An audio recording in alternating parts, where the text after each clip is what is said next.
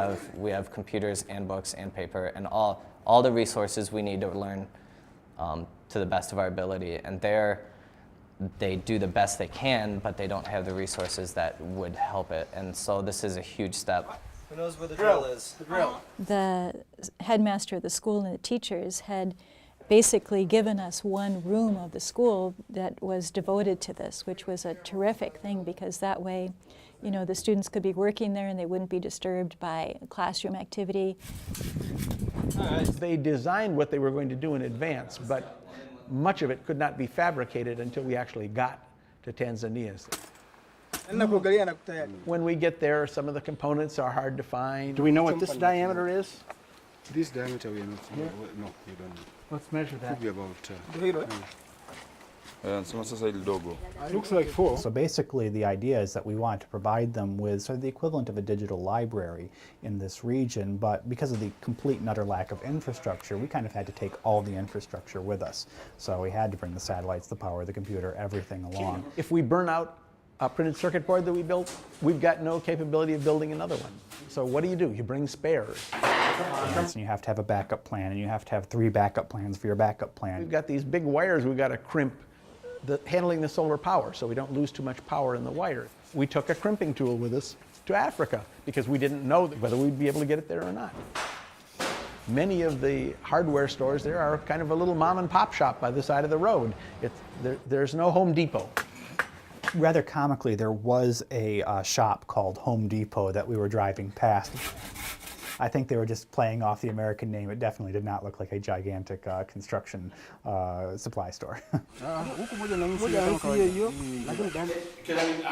too far. Kids from the village were around.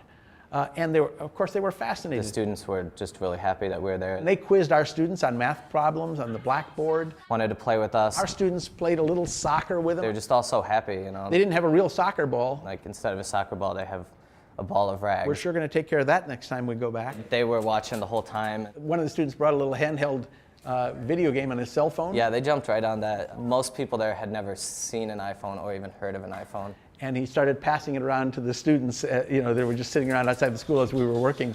And I mean, you know, they'd never had a chance to do that before. And it's fun. I mean, they were just delighted. I was watching the kids and how excited they got more than the game.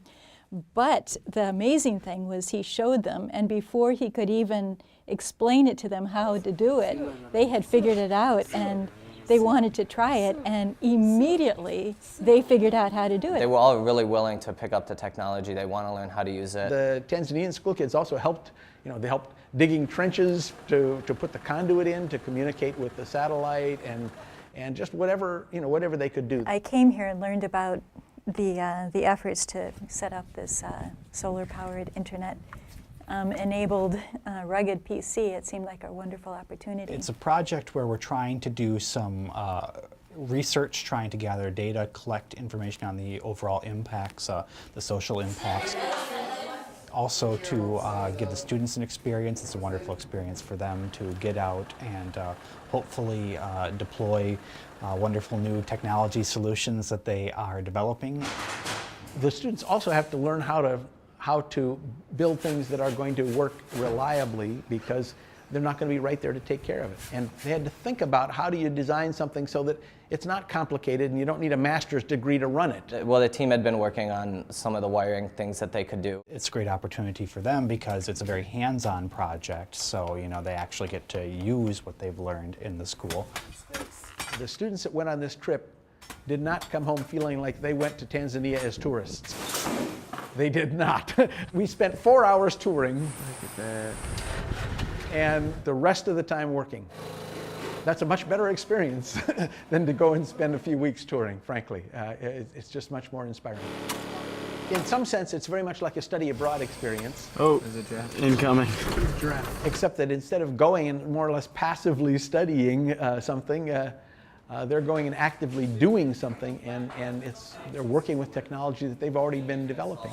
So it's you get a different feeling in a country when you go in and cooperate and collaborate with people and work with people from that culture, as opposed to simply going and sitting in a classroom and learning. The collaboration was a perfect example of all these sort of loose, casual links you make over time, suddenly all just coming together in a crazy moment. Nafikiri pale ndio pazuri kama A lot of complementarities in terms of what we're doing, because, you know, on the one hand you think, oh, satellite solar-powered computers in you know, Tanzania, well, that's really an engineering problem. Well, yes, of course, there's a lot of engineering problems, some great challenges there. But once you actually have that hardware installed there, you need some sort of services to deliver on that particular platform. Otherwise, you've just, you know, delivered a multi-$1,000 pile of, you know, silicon and metal.